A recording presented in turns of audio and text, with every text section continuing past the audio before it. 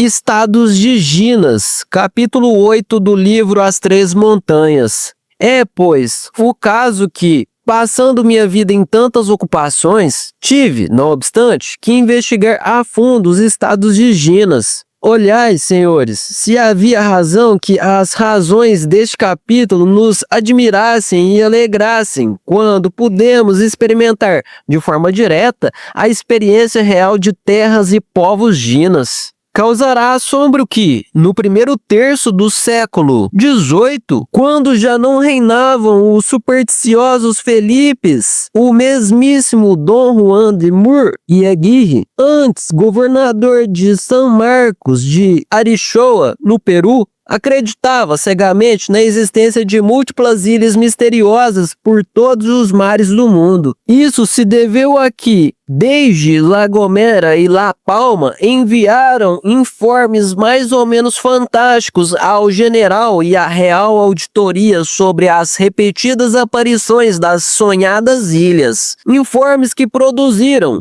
diz Vieira, novos acessos de febre do maravilhoso nos ânimos, movendo-os a tentar, pela quarta vez, o descobrimento da ilha não trambada. O certo é que a não trambada, ou encoberta, não tornou a ser vista pelos mortais desde o século XVIII até a data, porque o ceticismo agressivo que vem reinando no mundo desde a enciclopédia não merece outra coisa senão que se faça mais espesso e denso o véu de Maia, que as semelhantes mistérios etéreos ou da quarta dimensão recobre. A ilha não trambada ou encoberta, geralmente mais conhecida por San Borondón, diz Benítez em sua História das Ilhas Canárias, é um daqueles países encantados que tem preocupado aos modernos, tanto quanto o velocínio de ouro aos antigos. E crendo que tinham poderosas razões para isso,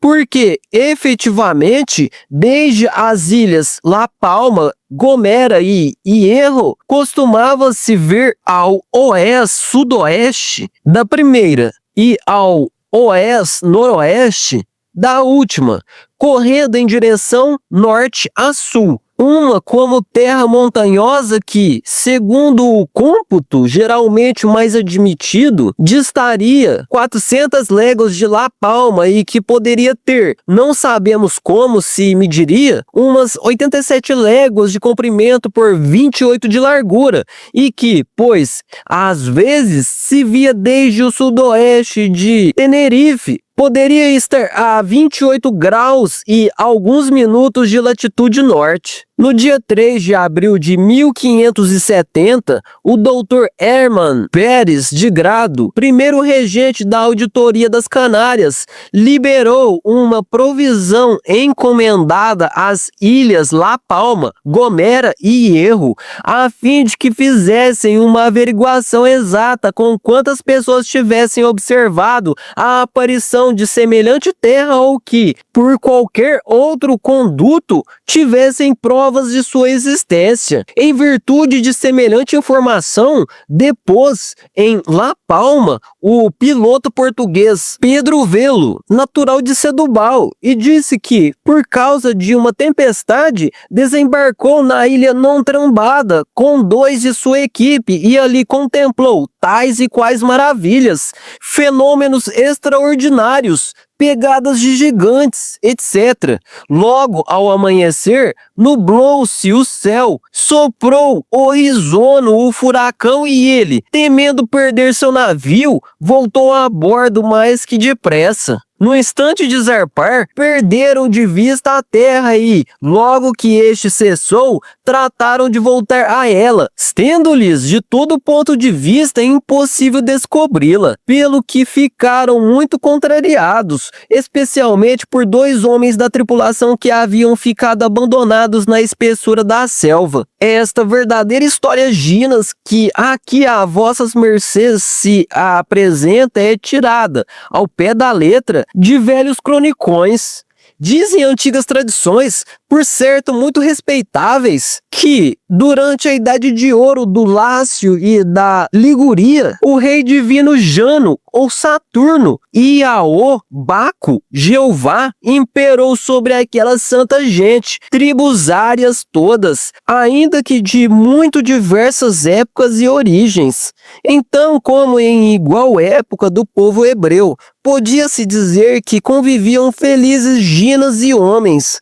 A Jana, Iana, Gnana ou Gnoses não é senão a ciência de Jano, ou seja, a ciência do conhecimento iniciático, a ciência de Enochion ou do vidente, e as variantes de seu nome são tais que há em cada língua uma, tais como as de Jan, Chan, ou Can, Dan, Dzan, Djan, Jan, Jean, Yoan, Quansuan, Thanos, Toan, Chohan, todas equivalentes à mais sublime concepção de um espírito planetário, o regente de Saturno, um Nazada, um Kabir, no sentido mais completo da palavra. Para mim, a ciência Ginas não é uma opinião, senão verdade assentada e, se quereis que vô-la mostre com a experiência vivida, escutai com paciência o subsequente relato. 30 vezes havia visto cair as folhas de outono em minha presente reencarnação, quando tive que trabalhar,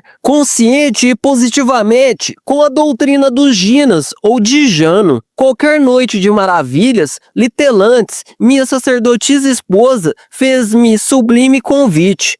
Encontrava-me repousando no tálamo nupcial, com o corpo relaxado, boca para cima, decúbito dorsal. Devo asseverar com certa solenidade e para o bem da grande causa que nesses instantes me achava em estado de alerta novidade, alerta percepção. Dormitava atento e vigilante como o vigia em época de guerra. Obviamente anelava, com sede infinita, algo extraordinário. Depois das já sabidas invocações de rigor, senti como se outro ser humano pousasse sobre o meu relaxado corpo, exatamente sobre aquelas mantas, cobertas e cobertores que deliciosamente me protegiam do frio da noite. Inquestionavelmente era Litelantes. Reconhecia-a pela voz, quando, de forma veemente, me chamara com meu nome de batismo.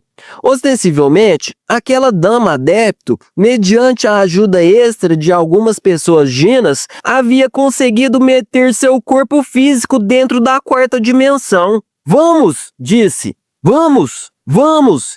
E eu, que com ânsia infinita sempre havia aguardado este instante, presunçoso, me levantei do leito. Resulta palmário e evidente que, ao me levantar, assim, ajudado, de fato atravessei a barreira da velocidade da luz, ficando, então, de pé, junto ao leito de penitente e anacoreta, com o corpo físico bem submerso dentro da quarta dimensão. Qualquer gnóstico sincero poderia certamente fazer o mesmo se, no instante de começar a dormir, se concentrasse intensivamente em sua mãe divina natura particular, individual. Uma fórmula mágica muito especial é a seguinte: creio em Deus. Creio em minha mãe natureza e creio na magia branca. Mãe minha, leve-me com meu corpo. Amém. Milhares de vezes se reza esta oração no instante de querer dormitar. Entretanto, convém não esquecer aquele ditado popular que diz: "A Deus rogando e com um malho dando". Muito ligeiramente adormecidos, levantai-vos do leito, suplicando e, logo, saltai com a intenção de flutuar no ambiente circundante. Tende fé como um grão de mostarda e movereis montanhas.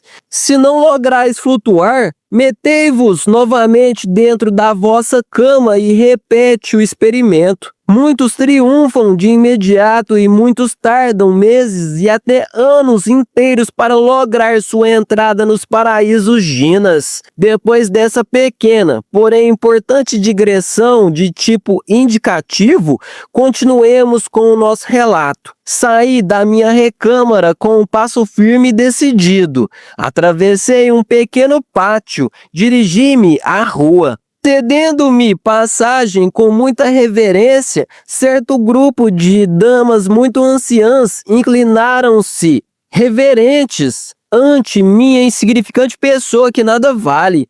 Agradeci a especial deferência. Saí da cidade, seguido muito de perto por aquele grupo de gente Ginas. Dirigi-me até as montanhas vizinhas. Senti como se me tivessem afundado num remoto passado sublunar antiguíssimo. Compreendi que havia penetrado no cosmos inferior. Fui submetido a provas de coragem, fazendo-me passar por cima de profundos precipícios.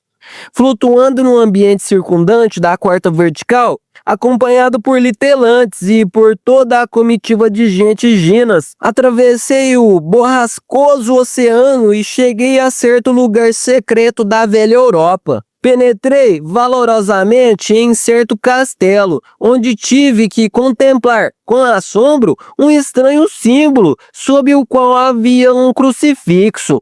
O regresso à minha mansão foi relativamente fácil, pois é lei, na quarta dimensão, que tudo regressa ao seu ponto de partida original. Litelantes e eu comentamos muito alegremente tudo isto. Obviamente, havíamos conseguido um triunfo maravilhoso.